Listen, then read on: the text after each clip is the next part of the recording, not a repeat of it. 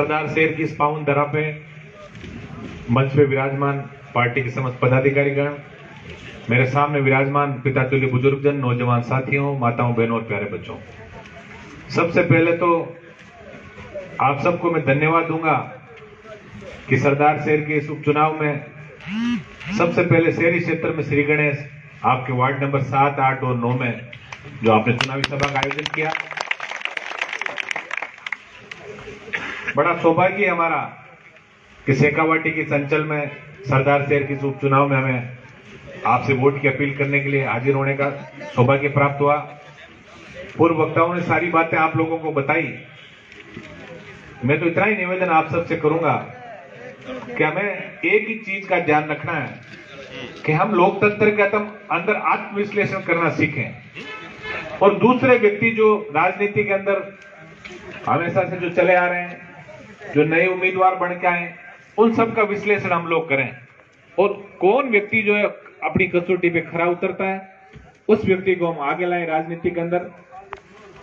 35 साल की राजनीति की बातें सब लोगों ने की। जब हम सरदार शेर उपचुनाव में आने का हमने मन बढ़ाया, तब कई विचार हमारे जहन के अंदर उठे, हमारे मन मस्तिष्क में कई विचार आए कि कद्दावर नेता थे भंवरलाल जी, सरदार शेर में इतने लंबे समय तक इनके परिवार ने राज किया। चूरू जिले के कई समाजों के लोग बड़े बड़े मंत्री के ओहदे पे विराजमान रहे, तो जरूर सरदार शेर का इलाका जो विकसित इलाका होगा। लेकिन जब आए और गांव में जाने का हमें मौका मिला, तो हम लोगों ने देखा कि सरदार शेर का गांव जो है वो विकास से कोसों दूर है। आज के अंदर आज भी यदि हम इस बात का यदि हम विश्लेषण ईमानदारी से करें, तो हम इस नतीजे पे पहुंचेंगे कि सरदार शेर का कोई भी गांव ऐसा नहीं है जहां टूटी सड़कें, बंद पड़े अस्पताल और दूसरी जो मूलभूत आवश्यकता जो होनी चाहिए, उन मूलभूत आवश्यकताओं से महरूम है। मैं तो धन्यवाद यहाँ के भामाशाहों को दूंगा जिन्होंने छोटे मोटे यहाँ प्रवेश द्वार बनाए, कई छोटी मोटी विकास की यदि झलक कहीं सरदार शेर के अंदर छोटी मोटी दिखी। और जो ही हम 7, 8 और 9 इस वार्ड के अंदर इधर से घुसे, तो मुझे यूं लगा कि सीमेंटेड रोड बन रही है। जब मैंने पता किया तो पता चला कि चेयरमैन साहब का खुद का ही वार्ड है। तो मैं चेयरमैन साहब को भी चलो धन्यवाद दे देता हूं, कम से कम उन्होंने अपने वार्ड की तो चिंता की। गांव की चिंता किसी भी व्यक्ति ने नहीं की। आज छोटी मोटी समस्याएं, जब मैं सरदार शेर के अंदर आया तो यह पता लगा कि ये जो 7, 8 और 9 नंबर के वार्ड जो हैं, ये हाउसिंग बोर्ड का भी काफी बड़ा इलाका है। लेकिन हमारे जो बुजुर्ग यहाँ बसे, वो गोचर भूमि थी, उसके अंदर शहर का निर्माण हो गया, लोगों ने पक्के मकान बना लिए और अब हाउसिंग बोर्ड ने उनको नोटिस देके ये कहा है कि आपको ये इलाका खाली करना है। लेकिन इतना भरोसा मैं आपको दिला के जाना चाहता हूं कि आपको सही ध्यान हो या नहीं सरदार शेर के लोगों को, कि हमारे बंजारा समाज के लोग जो नागौर के अंदर बहुत छोटी तादाद में, जिनके पुरखे गौचर के अंदर बसे, सरकार में कुछ लोग हाईकोर्ट गए, हाईकोर्ट ने एक आदेश दिया कि इन लोगों को हम बेघर करेंगे। हनुमान जी उस टाइम बाहर थे, उस टाइम मैं विधायक नहीं था। उन्होंने तुरंत हमारे पुखराज जी और इंदिरा जी जो हमारे एमएलए हैं दोनों, उनको निर्देश दिए कि बंजारा समाज जो सबसे गरीब समाज है और ये लोग यदि पुरखों से यहाँ बसे हुए हैं, तो चाहे आदेश किसी का हो, हम माननीय कोर्ट का भी सम्मान करते हैं, लेकिन किसी की गरीब का आशियाना नहीं उजड़े, ऐसी आपको वहां व्यवस्था करनी है। आप लोगों ने अखबारों के माध्यम से और सोशल मीडिया के माध्यम से देखा होगा कि दोनों विधायकों ने डट के वहां मुकाबला किया। आज वो बंजारा वहीं आबाद है और सरकार एक नया सर्कुलर लेके आई कि पुरखों से जो लोग गौचर के अंदर बसे हैं, उन लोगों को वहां के पट्टे दिए जाए। ये राष्ट्रीय लोकतांत्रिक पार्टी की सबसे बड़ी जीत थी। तो मैं यहाँ के निवासियों को भी पूरा आश्वस्त करके जाना चाहता हूँ कि हम आपके साथ कंधे से कंधा मिला के और आपके आशियानों को हम उजड़ने नहीं देंगे, हम ईमानदारी से आपके साथ खड़े मिलेंगे। दूसरा, एक हाई टेंशन लाइन की भी बात अभी यहाँ के वार्डवासियों ने बताई कि आज सघन यहाँ आबादी है, उसके बावजूद हाई टेंशन की लाइन अंदर से जा रही है, बहुत बड़ा खतरा है। पहले भी कई ऐसी दुर्घटना हो गई, तो ये भी हम पूरा प्रयास करेंगे। आपको वादा करके जा रहे हैं कि आप 5 तारीख को हमारे राष्ट्रीय लोकतांत्रिक पार्टी के आपके अपने चहेते भाई लालचंद जी मुंड को भारी मतों से यहाँ से वोट दिलवाएं। फिर सरकार भी आपकी होगी और हुक्म भी आपका चलेगा। इतना मैं आपको भरोसा दिला के जाना चाहता हूं। अभी आज ही सोशल मीडिया पे देख रहे थे कि भारतीय जनता पार्टी ने तो बिल्कुल हथियार ही डाल दिए। आप लोगों ने देखा होगा कि जब भारतीय जनता पार्टी के वरिष्ठ नेताओं से जब मीडिया वाले इंटरव्यू ले रहे हैं तो वो ये कह रहे हैं कि शहीद दबे जवान में स्वीकार करेंगे, हम तो तीसरे नंबर पे चले गए। मुख्य मुकाबला राष्ट्रीय लोकतांत्रिक पार्टी और कांग्रेस पार्टी का होगा यहाँ। तो इसलिए आपको ये ध्यान रखना है कि किसान के बेटे हनुमान बेनीवाल ने देश की आजादी के 76 वर्ष के बाद, जब पूरा देश आजादी का अमृत महोत्सव मना रहा है, एक किसान के बेटे ने 20-25 साल पहले सोचा कि जब तक किसान और जवान इस प्रदेश का खुशहाल नहीं होगा, व्यवस्थाओं में यहाँ के परिवर्तन नहीं होगा, तब तक हम खुशहाल राजस्थान की सपना हम जो देख रहे हैं वो बिल्कुल बेमानी है।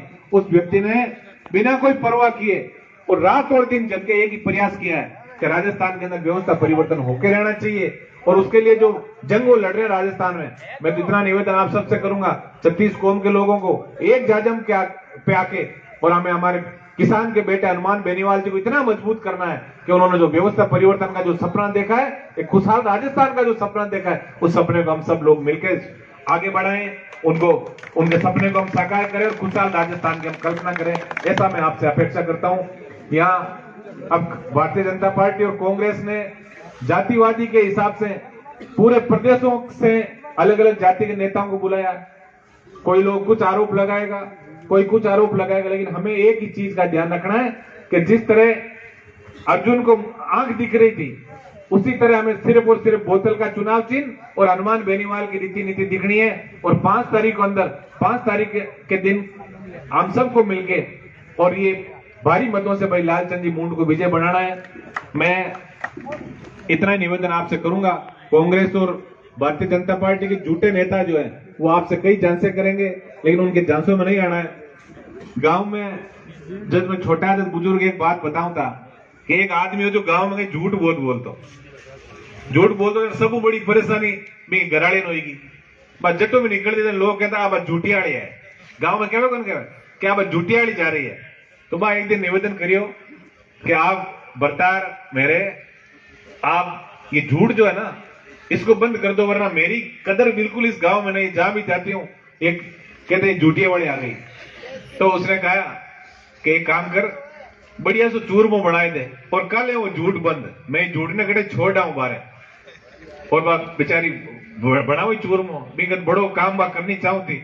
बस सुबह सुबह चूरमो बनाए दे दियो और वो भी गांव में गियो, मतलब आपके साथ रहा पीर लोगाई के पीर गियो और बड़े झूठो जाए पर कह दियो कि हमारा परिवार में कोई मौत हुई है और परसों थाना आनो है।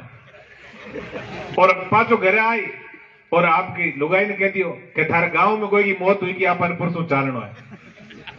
अब अनु तो बिठाई गाड़ियां ही होती, बैलगाड़ियां ऊंट गाड़ियां ही होती, पहली कारा बोलेरो स्कॉर्पियो फॉर्च्यूनर ही कोने। तो अनु तो बे जावे पीर वाला और अनु के सास वाला जावे और रास्ता में मिलिया ना। अब मौत की बात कहते हैं आदमी कहीं करे रोनो आवे मैंने और वे लुगाया रोन दुखी जोर जोरों और वो बड़ा दूर जाए पर और चिलम सिलगाए पर सुट्टा मारे में क्या काफी देर में रोई ना जन क्यों कहीं हो कि आई क्यों नहीं कि थारे बड़ मौत हुई कि रान कह दियो थारे बड़े। तो मैं देखियो वो झुटियो कन गियो कि वो दूर बैठो चिलम का सुट्टा मारे।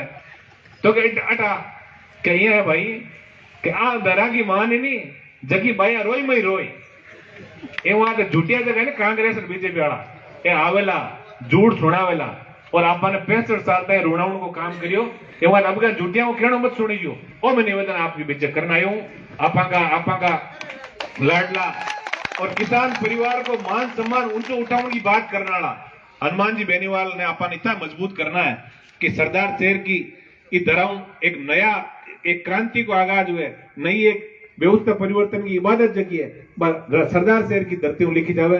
इन वास्ते मैं आप वही निवेदन करूं कोई की बाता में नहीं आए। अब कांग्रेस बीजेपी हगड़ा आपने आवेला झूठी बाता में करेला, आपने मनाउन को आपने पोटाउन को प्रयास करेला। बन एक ही चीज कहना है कि भाई अब का बोर्ड तुम्हें दे दिया, देखो कि कांग्रेस को प्रत्याशी हारजी है तो कोई फर्क कौन पड़ना क्योंकि भाई सरकार कौन गिरे और कांग्रेस को प्रत्याशी जीत जी तो कोई फर्क कौन पड़ना और भारतीय जनता पार्टी को जीत जी तो कोई फर्क कौन पड़ना। पर यदि राष्ट्रीय लोकतांत्रिक पार्टी को यदि उम्मीदवार जीतियो तो बहुत बड़ो परिवर्तन को आगाज सरदार शेर हुए लो। और निश्चित रूप में आपको वादो करूं कि अट जगह अभी मैं काफी दिनों घूम रही हूं, मैं एक चीज देखी कि अभी जो सबसे बड़ो साधन जो है वो शिक्षा को हथियार है, आप लोग देख रहे हो। क्योंकि किसान परिवार का लोगों का जगह बेटा बेटियां पढ़ने में बहुत पीछा। मैं हनुमान जी जब 2008 के मैंने खींवसर विधानसभा का विधायक बनिया पहली बार, आपने बताऊं ये बात जगह युवा साथी बात बतानी जरूरी है, क्योंकि भाई बात ने सुने, मैं बुजुर्गों ने समझावे। क्योंकि बुजुर्गों ने अपन लोगों ने कहा कि मानसिक गुलाम दोनों पार्टियां बना लिया। ये लोग दिल्ली और जयपुर में बैठा है कि बड़ी बड़ी होटल में बातें करे, 5 स्टार होटल में बैठ और मीटिंग करे कि गरीबी मिटावनी है। कांग्रेस बीजेपी वाला कट बात करे 5 स्टार होटल में बैठ और आके अपन गरीबी मिटावनी है, तो थाकी तो मिटेगी और पब्लिक की मिटावनी की सोचे को नहीं। तो आपने एक ही चीज सोचनी है कि 2008 के महीने खींवसर हनुमान जी पहली बार विधायक बनिया। मैं आपने बताऊं कि बटा के नेता भी अड़े यहाँ वे भी सुता ही रहता। खींवसर विधानसभा के महीने कोई कॉलेज को नहीं हो, और पिछला 7 साल में मैं की बात कह रही हूं ना, सोशल मीडिया का माध्यम से सगड़ा लोग सुन रहे हैं, आप भी को विश्लेषण करियो। सिर्फ 7 साल के महीने खींवसर विधानसभा में 4 बड़ा कॉलेज हुईगा, 2 बेटियां वास्ते अलग कॉलेज हुईगा और 2 को एड का होगा। कोई भी एडो संस्था को नहीं, कोई एडो गांव को नहीं जड़े। आप अभी जी हाँ भाई सीताराम जी और धर्मेंद्र जी गवाम गया आप बात लोग बताई कि साहब चिकित्सा का साधन को नहीं। आप लोग पतो करिए का युवा साथी जगह कि नागौर जिला में और खींवसर विधानसभा में जब हनुमान जी पहले विधायक का, बट कोई गांव के महीना आप सड़कों को इतना बड़ो जाल है कि आज ही 300 किलोमीटर सड़कों का काम खींवसर विधानसभा में चल रहा है। मैं तो इतना गांव में गयो, कटी गाड़ी फंस जावे, कटी रोड है तो टूटूड़ी है, कटी रोड ये की बनूड़ी। मैं एक आध जगह एडी रोड देखी मैं मनिया लाग्यो सिर्फ साइकिल वास्ते ही बनूड़ी है रोड कि अनु भी टूटूड़ी बीचू है सिर्फ 3 फीट की रोड देखी मैं क्या कोई साइकिल वास्ते सरदार शहर में बनाई है, कहीं बात कहीं ट्रैक बनाई है। तो इस सब चीजों वास्ते अपन ध्यान रख पड़ो। और अपन एक चीज निश्चित रूप आ सोचनी है कि किसान को बेटो जगदिन, किसान का बेटा का हाथ में जगदिन कलम की ताकत आजी बिदिन आपने कुछ करण की जरूरत को नहीं। और आप सब धार्मिक लोग धर्मशास्त्र में कई चीज लिखी है कि कन्यादान को बहुत बड़ो महत्व है, भी लोकतंत्र के महीने मतदान को बहुत बड़ो महत्व है। जब कन्या को हाथ यदि कोई गोमांस के हाथ में देना तो मायका जिंदगी भर रोना पड़े कौन पड़े। भी यदि मत को दान आप कुपात्र ने देना तो अपन 5 साल तक लगातार रोना पड़े कि यार वो काम उल्टो कर दियो, डंका आदमी ने जीता था तो बढ़िया रहता। और वो 2 सेकंड को जो आपको टाइम है, जबकि टाइम आप मशीन की को बटन दबाओ, भी 2 सेकंड के महीने 5 साल तक आप रिटर्न मिले आपकी सेवा को। एडो जन सेवक यदि आप चुनोला तो निश्चित रूप से सरदार शहर के महीने भी क्रांति आवेली। एवं तो मैं निवेदन करूं कि हनुमान जी बेनीवाल की व्यवस्था परिवर्तन का नारा ने और मांगा खुशहाली भरा राजस्थान को जो सपना है भी सपना ने आपने पूरा करना है। एवं सब लोगों ने मिल और 5 तारीख का अभी आज यूं सोच लो प्रत्येक व्यक्ति जगह लालचंद मूंड हो में, क्योंकि बाबू जब चुनाव लड़े भी हर व्यक्ति ताई, हर घर ताई, हर गांव डाणी ताई पुगणो आसान बात को नहीं। ये वास्ते वही मैं निवेदन आप सबको करूं कि प्रत्येक व्यक्ति अपने आप ने लालचंद मूंड समझे और अपन एक चीज दिखनी चाहिए कि हनुमान बेनीवाल जो किसान को बैठो व्यवस्था परिवर्तन की जगह लड़ाई रात और दिन जाकर लड़ रही है। देखो सोशल मीडिया में जगह आज नौजवान साथी हो, हालांकि हनुमान जी हमारा भाई है, पर मैं सोचिया वहां तो बार जागता देखा सरदार शहर में आप देख रहे हो कटे रात में 12 बजे घोड़ी माता आप लोग बिठाया हो, कटे 1 बजे ऊंट मात बिठा रहे हो, कटे 1:30-2 बजे मान बुलडोजर मात बिठाया मांगो लाड प्यार प्रेम सम्मान जो दो। और वास्तव में बदलाव की बहुत बड़ी बयार चकी है सरदार शहर की धरती में तो चाल पड़ी है। आप सब लोगों ने मिल और आपा का प्यारा कैंडिडेट जगह भाई लालचंद जी मूंड है बने दोनों आता हूं आशीर्वाद और मत दे पड़ा।